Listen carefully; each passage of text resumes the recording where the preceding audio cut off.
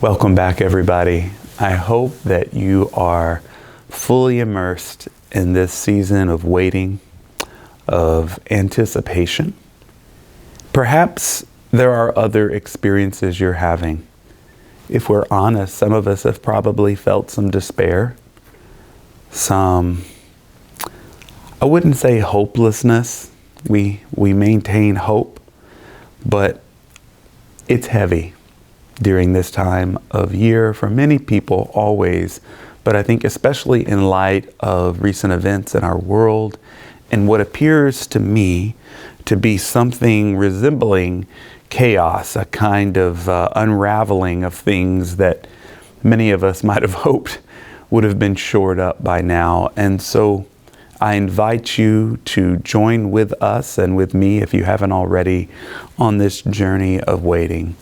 We are hoping and praying and working, making way for the one that is to come, who also has come and who has told us that we, as faithful followers, as committed disciples, that we will do even greater things. And so I've written a little bit about that in Tidings, and of course I've spoken about it during our sermons and our worship gatherings, but I invite you to consider this week what you carry within you that has yet to maybe be fully on display, that has yet to be shared fully, and consider how and where you're being called to share that light, that hope, that peace that you can bring specifically and uniquely. Now, this last Sunday, I talked about getting into deep spirituality. And of course, the first thing I did was to attack this dichotomy, this dualism, which unfortunately permeates much of what we do, not just in religious spaces, but throughout our lives, in society. This kind of mind, body, spirit, matter duality, which has other translations found in almost every discipline. So when I speak of deep spirituality, borrowing the phrase used by the United Church of Canada, I'm encouraging us to get in touch with our bodies, that kind of cellular embrace, that beautiful symbiotic relationship that allows us to live and breathe, that relationship we have with all our relations, with all of life. That kind of spirituality is what we might call an embodied spirituality. It's not a spirit divorced from matter. It's a spirit permeating, infusing, and ultimately guiding the material world, including us.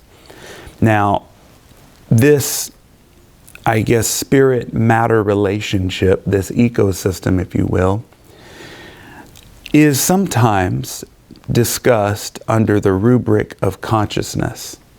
This sense of self or subjectivity, personal awareness arises.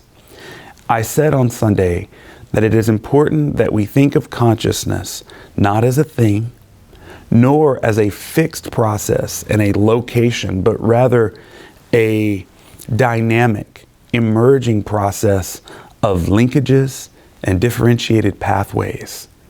That is how we, I believe, could favorably see consciousness and then understand our role in heightening consciousness, not just our own, but in our community and the world.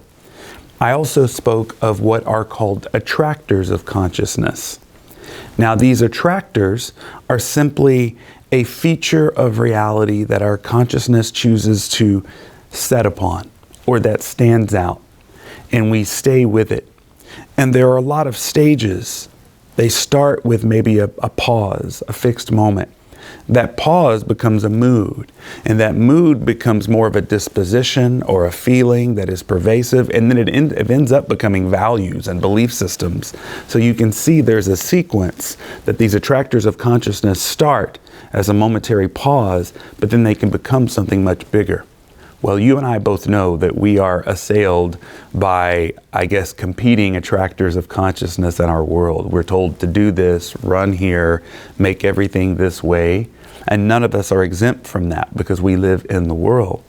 But one of the beauties of gathering together and forming spiritual practice and establishing different attractors of consciousness is that we have something to withstand what is a veritable assault by the consumerist-based world that is telling us all the things that we need to be doing to make this season just right. So I hope as you wait and pray and hope and decide how and where you're going to share this beautiful gift that you are, that you also come together with us and help establish a different attractor of consciousness. So not only can you be raised in your awareness, but that the world itself, God willing, can be raised in its awareness of all that we should be doing and all that we are. So thank you for joining me this week. I have a note to add before I conclude, namely that for the next few weeks, we're going to take a little break. Holidays are here. I will be physically absent from London, visiting family and friends, and I'm sure some of you may be traveling.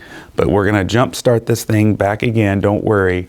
It'll be the second full week of January. We'll do a recording, we'll reflect, and we'll get the ball rolling again. But if you have tuned in, I'm glad you have. So don't give up hope. We're not gone for good. We're just going to take a temporary break, and then we'll be back in January. So see you then.